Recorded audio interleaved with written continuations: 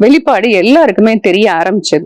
Purpose நான் ஏற்கனவே சொல்லிட்டேன். ஒரு புத்தகம் வாசிக்கிறதுனால பர்க் ஹெட்ஜஸ் அப்படின்ற ஒரு ஆத்தர் என்ன சொல்லியிருப்பாருன்னா, ஒரு நாளைக்கு 15 நிமிடம் வந்து ஒரு நல்ல புத்தகங்களை தூங்குறதுக்கு முன்னாடி நம்ம படிச்சோம் அப்படின்னு சொன்னா, தூங்கும் போது தேவையில்லாத சிந்தனைகள் எதுவும் வராம பாசிட்டிவா நேர்மறை சிந்தனையோட தூங்கும் போது காலையில எந்திரிச்சோம்னா நம்ம ஒரு ஃப்ரெஷ்ஷா எந்திரிப்போம். 8 மணி நேரம் தூங்கணும்னு சொல்றாங்க.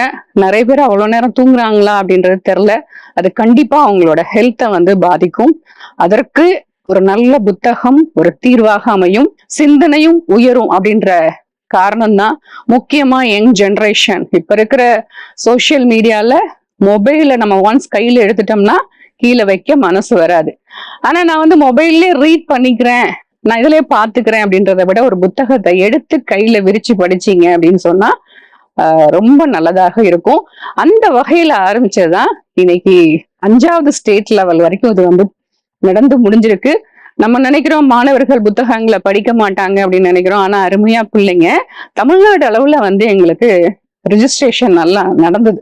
அப்ப லைப்ரரியும் அவங்க யூஸ் பண்ண ஆரம்பிச்சாங்க. அவங்களோட ப்ரெசன்டேஷன்லாம் எப்படி இருக்கணும் அப்படின்றதையும் சொல்லிட்டோம்.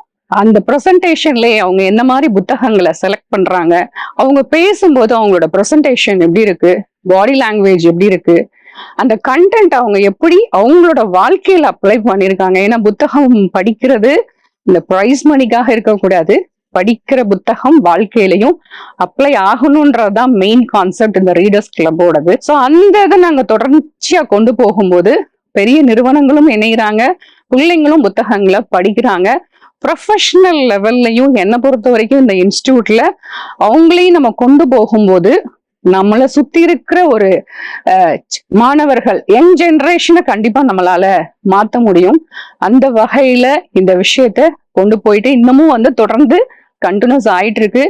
இதோட தொடர்ச்சி எங்க போய் என்னைய மாத்தி யோசிக்க வச்சுதுன்னா, ஓகே டிஸ்ட்ரிக்ட் லெவல் நடத்திட்டோம், ஸ்டேட் லெவல் நடத்திட்டோம், இத நேஷனல் லெவல்லையும் நடத்திடுவோம் அப்படின்னு சொல்லும்போது ஒரு கல்லூரி என்னோட MOU வந்து சைன் பண்றாங்க. இதை வந்து ஒரு பெரிய லெவல்ல கொண்டு போகலாம் அப்படின் போது இருக்கிற பெரியவங்களுக்கு தெரியுது, சின்ன பசங்களை கரெக்டா கைடன்ஸ் பண்ணினோம் அப்படின்னு சொன்னா அவங்களோட வாழ்க்கை அடுத்தடுத்த தடத்துக்கு போகும், படிப்போட சேர்த்து அப்படின்ற சிந்தனையோட வெளிப்பாடுதான் இந்த ரீடர்ஸ் கிளப் அமைப்போட நோக்கம். இந்த உமன் ஆண்டர்பிரினர்ஸ் அப்படின்னு பார்க்கும்போது உமன் ஆண்டர்பிரினர்ஸ் மட்டும் கிடையாதுங்க, பெண்கள் அப்படின்னு நினைச்சிட்டாலே ஹெல்த் வந்து ரொம்ப ரொம்ப இம்பார்ட்டண்ட்டாக இருக்குது. ஏன்னா ஹவுஸ் ஒய்ஃபாக இருந்தாலும் சரி, வேலைக்கு போகிற பெண்களாக இருந்தாலும் சரி, வயசானவங்களாக இருந்தாலும் சரி, நம்ம வந்து நேரத்துக்கு ஒழுங்காக சாப்பிட்றோமா அப்படின்னு சொல்லி கொஞ்சம் பார்த்துக்கோங்க. ஏன்னா வீட்டில் இருக்கிற எல்லாரையும் கவனிக்கிறோம், பிள்ளைங்கள பார்த்துக்கிறோம், பெரியவங்களை பார்த்துக்கிறோம், கணவரை பார்த்துக்கிறோம். ஆனால் நீங்கள் வந்து நேரத்துக்கு சாப்பிட்றீங்களா அப்படின்றத கொஞ்சம் பாருங்க. சின்ன வயசு வரைக்கும் நேரத்துக்கு சாப்பிடலைன்னா அந்த உடலில் வந்து ஒன்றும் செய்யாது. நீங்கள் வந்து ஒரு 30, 40 அந்த வயசெல்லாம் கடக்கும்போது அங்கே தான் உங்களுக்கு கால் வலி, முதுகு வலி, ரொம்ப சீக்கிரத்திலே டயர்ட் ஆகுறது. நிறைய பேர்லாம் ஐடிலலாம் ஒர்க் பண்ணுவீங்க. நம்ம வந்து இந்த சேர்லேயே உட்காந்துட்டு இருக்கிறது என்ன சொல்கிறாங்களா, அட்லீஸ்ட் ஒரு 20 மினிட்ஸ்க்காவது நம்ம சிஸ்டத்தை பார்த்துக்கிட்டே இருக்கோம், கொஞ்சம் மூவ் ஆகணும் அப்படின்னு சொல்லுவாங்க, கொஞ்சம் தண்ணி எடுத்துக்கணும்னு சொல்லுவாங்க. மார்னிங் ஃபுட்டை நிறைய பேர் ஸ்கிப் பண்ணுறோம். அதனால என்ன ஆகுதுன்னா, நிறைய டைம் ஸ்கூல்லையுமே பாருங்க பிள்ளைங்க ப்ரேயரில் என்ன மயக்கம் போட்டு விழுவாங்க. காரணம் காலையில் எடுக்கக்கூடிய உணர்வை வந்து தவிர்க்கிறது. இந்த மெயினாக காலை உணவு எதற்காக அப்படின்னு சொன்னால் நம்ம மூளைக்கு கொடுக்கக்கூடிய உணவு. அப்போ அதை ஸ்கிப் பண்ணாமல் நம்ம சாப்பிடணும் அப்படின்னு சொன்னால் கண்டிப்பாக நீங்கள் சொல்லலாம், எங்களுக்கு எங்கே அதுக்கெல்லாம் நேரம் இருக்குது, எங்களுக்கு யாராவது செஞ்சு கொடுக்க மாட்டாங்களா. ஏன்னா முக்கியமாக பெண்களுக்காக தான் நான் சொல்கிறேன். நீங்கள் என்ன பண்ணலாம் அப்படின்னு சொன்னால், அவசர அவசரமாக ஃபாஸ்ட் ஃபுட்டை எடுத்து அந்த பிரெட் இந்த மாதிரி விஷயங்கள்லாம் கொஞ்சம் தவிர்த்துட்டு முளைக்கட்டின பயிறு வகைகள், சில நட்ஸ் எல்லாம் நீங்கள் வந்து ஊற வச்சிடலாம் நைட்டே. அது கொண்டக்கடலை, நிலக்கடலை, பாதாம் பருப்பு இதெல்லாம் சொல்கிறாங்களே, இதெல்லாம் கொஞ்சம் நீங்கள் ஊற வச்சுட்டு காலையில் எர்லி மார்னிங் இந்த காஃபி, டீ இதெல்லாம் கொஞ்சம் எடுக்கிறதுக்கு முன்னாடி நம்ம வந்து தண்ணி மாதிரி குடிச்சிட்டு இந்த மாதிரி நட்ஸ் எல்லாம் எடுத்துக்கும் போது ரிச் ப்ரோட்டீன். அப்போ கொஞ்சம் நம்ம வாக்கிங்கோ, ஜாகிங்கோ, இல்லை ஏதாவது ஸ்விம்மிங்கோ, உங்களுக்கு என்ன வருதோ சைக்கிளிங்கோ, 1 மணி நேரம் உங்கள் உடம்பு நீங்கள் பார்த்துக்கிட்டீங்க அப்படின்னு சொன்னால் பேலன்ஸ் 23 மணி நேரம் இந்த உடம்பு நம்மளை பார்த்துக்கும். அதர்வைஸ் கீழே உட்காந்துட்டா எந்திரிக்க முடியாது, நம்ம உடம்பு நம்ம பேச்ச கேட்காது. அப்ப அந்த இடத்துல கொஞ்சம் ஹெல்த் கான்சியஸும் நம்ம கிட்ட வேணும். நம்ம எவ்வளோ ஹைட் இருக்கோமோ அதுக்கேற்ற மாதிரி வெயிட்டும் இருக்கணும். இது கொஞ்சம் எனக்கு நேரம் இல்லைன்னு சொல்ற பெண்கள் கண்டிப்பா வந்து நம்ம பார்த்துதான் ஆகணும். நான் என்னையும் சேர்த்து தான் சொல்றேன். நம்ம பார்த்துக்கிட்டாதான் அடுத்த வேலை நம்மளையும் பார்த்துக்கிட்டு குடும்பத்தையும் பார்க்க முடியும். இப்ப நிறைய வந்து கேன்சர் வந்து நிறைய ஸ்ப்ரெட் ஆகுது. அது உங்களுக்கே தெரியும். லேடிஸ்க்கு நார்மலா வந்து பிரஸ்ட் அண்ட் செர்விக்கல் கேன்சர் இது ரொம்ப ரீசண்டா சுகர் ப்ரெஷர் மாதிரி வந்து அதிகமாகுது. இது என்னோட ஃப்ரெண்டு ஒரு டாக்டர் கைனகாலஜிஸ்ட் அவங்க என்கிட்ட சஜஸ்ட் பண்றாங்க. மேடம், இந்தியாவில் 4 பேருக்கு ஒருத்தருக்கு வந்து செர்விக்கல் கேன்சர் இருக்கு. பட் அவங்களுக்கு இந்த நோய் இருக்கிறதும் தெரிய மாட்டேங்குது. ஏன் இறந்து போறோம் அப்படின்றதும் அவங்களுக்கு தெரியல. முக்கியமான விஷயம் அவங்களுக்கு வலியே இருக்காது மேடம். எந்த வயசுல வர்றாங்கன்னு கேட்கும்போது 75 வயசுல வர்றாங்கன்னு சொல்றாங்க. அப்போ ஒரு பெண் இறந்து போறா அப்படின்னா எந்த காரணனே தெரியாம இறந்து போறாங்க அப்படின்னு சொன்னா அப்ப நம்மளோட உடல் கண்டிஷன் எந்த அளவுக்கு ஆயிருக்குன்னு பார்த்துக்கோங்க. மெயின் ரீசன் அவங்க சொல்றது ஆர்கன் டிரான்ஸ்பிளான்டேஷன். டிரான்ஸ்பிளான்ட் பண்றாங்க இல்லையா, உறுப்பு மாற்று அறுவை சிகிச்சைகள் பண்ணும்போது இந்த கேன்சர் வந்து டிரான்ஸ்ஃபர் ஆகிறதுக்கு வாய்ப்புகள் அதிகமாக இருக்குன்னு சொல்றாங்க இந்த செர்விக்கல் கேன்சரை பொறுத்த வரைக்கும். அதற்கப்புறம் நம்ம நடந்து கொள்ளக்கூடிய நடத்தைகளும் காரணமாக இருக்கு. அதில் நீங்க கொஞ்சம் கவனமாக இருக்க வேண்டியத கட்டாயம் இருக்கு.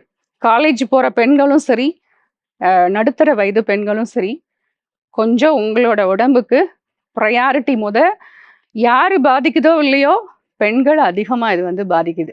அதே மாதிரி தான் பிரஸ்ட் கேன்சரும் சொல்றாங்க. ஸோ இதுக்கெல்லாம் நம்ம சாப்பிடக்கூடிய உணவுகள், ஸ்ட்ரெஸ்ஸும் ஒரு காரணம். மன அழுத்தம் இல்லாமல் ரிலாக்ஸாக அந்த மெடிடேஷன் யோகாலாம் கொஞ்சம் பண்ணுறதுக்கு டைம் எடுத்துக்கோங்க. நல்ல நியூட்ரிஷியஸ் ஃபுட் எடுத்துக்கோங்க. இதெல்லாம் எடுத்துக்கிட்டு மைண்டை கொஞ்சம் நம்ம ரிலாக்ஸாக வச்சாதான் வீட்டில் இருக்கிற பெண்களாக இருந்தாலும் சரிதான், வேலைக்கு போகிற பெண்களாக இருந்தாலும் சரிதான், நம்மளோட சுவர் இருந்தால்தான் சித்திரம் வரைய முடியும்னு சொல்லுவாங்க.